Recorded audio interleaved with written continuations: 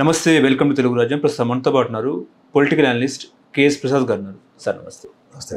గత ప్రభుత్వ హయాంలో టీటీడీలో పరకామణిలో చోరీ జరిగిందని చెప్పేసి కూడా వార్తలు వస్తున్న పరిస్థితి.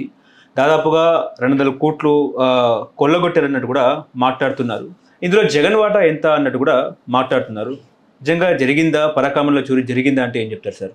అసలు పరకామణి సేవ అంటే ఎంతమందికి తెలుసో కనుక్కోండి సార్. ఫస్ట్ భక్తుల్లో ఒక 5గురిని ర్యాండమ్గా సెలెక్ట్ చేసి స్టాఫ్తో పాటు వాళ్ళని నిలబెట్టి ఆ పరకామణి సేవ అంటే స్వామివారి లెక్కని జమ చేస్తారు ఆ రోజు.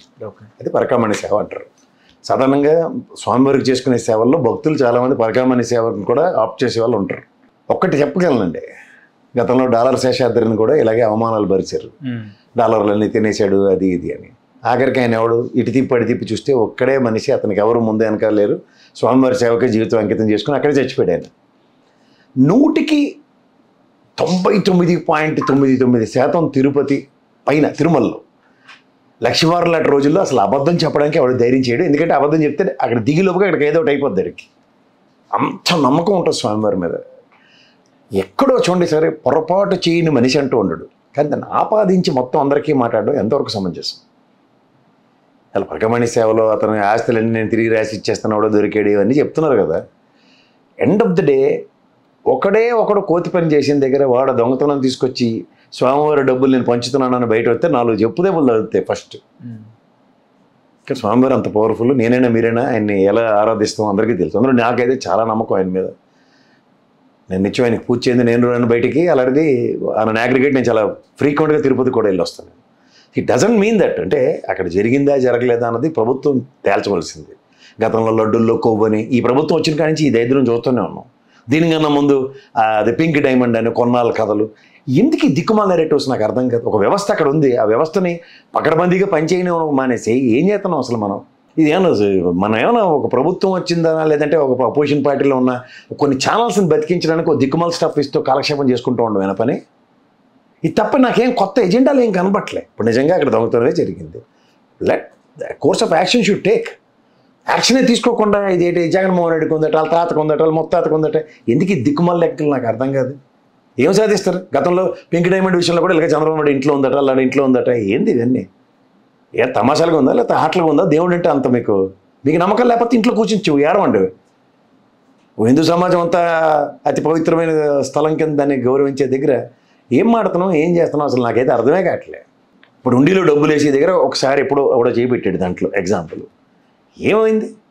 2 నిమిషాలు పట్టుకున్నారండి. ఏం సాధిస్తున్నాం వాటితో?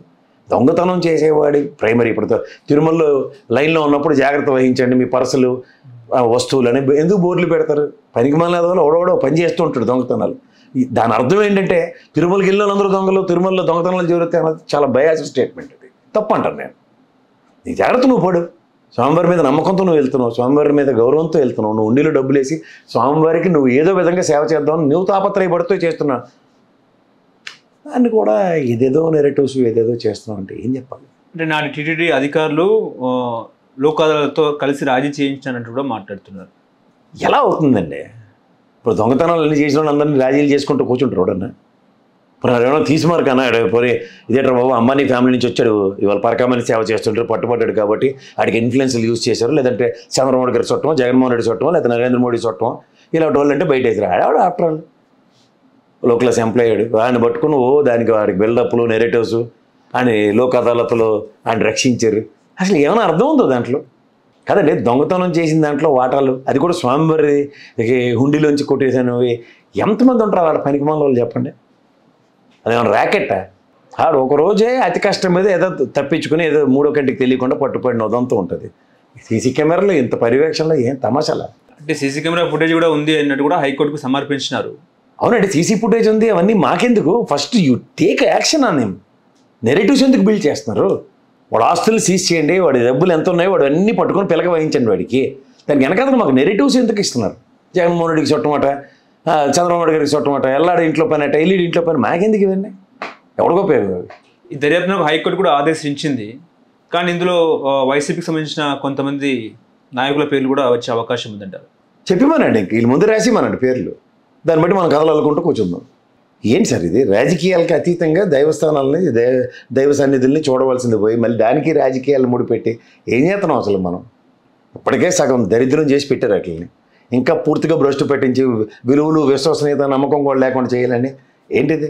అంటే పార్టీలకు అంటగడుతున్నారు, పదే పదే కూడా వైఎస్ఆర్సీపీ నేతలు ఉన్నారు అన్నట్టు కూడా ఇందులో వాళ్ళ పాత్ర ఉందన్నట్టు కూడా మాట్లాడుతున్నారు. ఇప్పుడు ఎవరాయనలో దొరికాడు?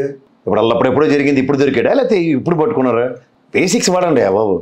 ఇప్పటికే ఎత్తేసారు కదా మొత్తం రాష్ట్ర వ్యాప్తంగా వైఎస్ఆర్సీపీ ఎస్పీలు, వైఎస్ఆర్సీపీ ఐజీలు, అలాగే వైఎస్ఆర్సీపీ కలెక్టర్లు, వైఎస్ఆర్సీపీ ఆర్డీఓలు, వైఎస్ఆర్సీపీ ఎంపీఓలు ఇవన్నీ పెట్టి కూర్చోబెట్టారు కదా జీఏడీకిను పోలీస్ డిపార్ట్మెంట్ డీజీపీ ఆఫీస్కి. వీళ్ళని కూడా తీసేశారు కదా తిరుపతిలో.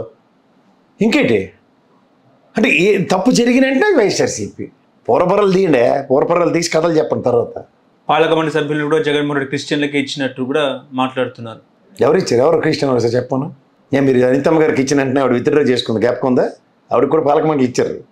ఇచ్చినప్పుడు నేను క్రిస్టియన్ అని చెప్పి ఆవిడ విత్డ్రా చేసుకుంది. మరి మీరు తిరుపతిలో కూడా అన్యమతస్తులు స్వామివారి మీద నమ్మకం ఉంటే ఉద్యోగం చేయొచ్చు అక్కడ. I believe this God and declaration ఇచ్చి పని చేయొచ్చు అక్కడ. ఇక్కడ మన హిమాయత్ నగర్లో ఉన్న టీటీడీ ఆఫీస్లో ఆఫీసర్ ఎవరైతే ఇన్ఛార్జ్ ఆఫీసర్ ఉన్నారో ఆవిడ వేరే మతస్థురాలు, మొన్నటి దాకా ఉన్నారు ఆవిడ. They believes. బేబీ నాచారమ్మ గారు ఎవరండి? స్వామివారి భార్య ముస్లిం. పనికి మాలిన బుర్ర తక్కువ బ్యాచ్ వాళ్ళు ఉంటారు, వాళ్ళకి పని పోటీ ఉండదు. దేవుడికి కూడా మకిలింటించడానికి ఆలోచించే వెధవలని తీసిపడేయాలి వాళ్ళని. హలో, తెలుగు రాజ్యం ఛానల్ చూస్తున్నారా? సామాజిక రాజకీయ జీవన చిత్రణే తెలుగు రాజ్యం. అతిశయోక్తులు అసత్యాలు ఉండవు. రాజకీయ కోణం కాదు, ప్రజా కోణమే కొలబద్ద. తెలుగు రాజ్యం వీక్షణ మీ ఉత్తమ అభిరుచికి నిదర్శనం.